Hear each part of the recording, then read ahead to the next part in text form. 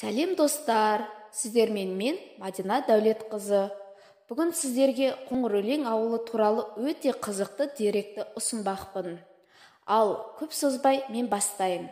Бастамас бұрын сіздермен энергия алмасу болсын, каналыма жазылып, қоңыраушаны басып, лайк комментарийларыңызды аямаңыздар. Бүгінгі қызықты дерегім сонау Жетісу өңіріндегі айналасын таулар қоршаған Қоңырөлең ауылы туралы болмақ. Қоңырөлеңде қаншама ұлт өкілдері тұрады десеңші.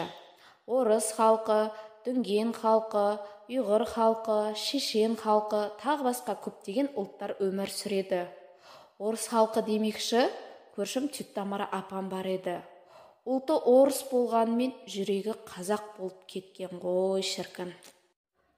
Балалары, тіпті немерелері де таза қазақша сөйлейді. Ал енді Көктерек өзеніне тоқталайық. Таудан бастау алатын Көктерек өзені тап-таза, мөп-мөлдір болып ағып жатады. Атыңнан айналайын Қоңырөлең, суыңнан айналайын мөлдіреген деп, осы өзенге ақындарымыз жүрек жарды өлеңдерінде арнаған. Бұрындары ата-әжелеріміз айтып отыратын: ауылымыздың іргетасы қаланбай тұрғанда, жел соққанда дыбыс шығаратын қоңыр шөптер көп өскен. Сол себепті Қоңырөлең деп аталып кеткен.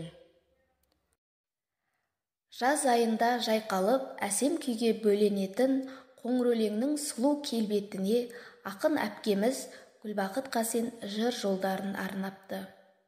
Құтты қоныс Жаркентімнің аймағы, қазағымның берекесі қаймағы, есіміне күнде құштар айдағы Қоңырөлең.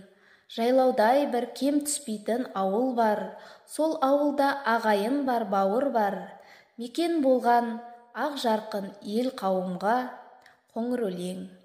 Міне достар, бүгін сендерге құтты қоныс Қоңырөлең ауылына қысқаша сипаттама беріп өттім.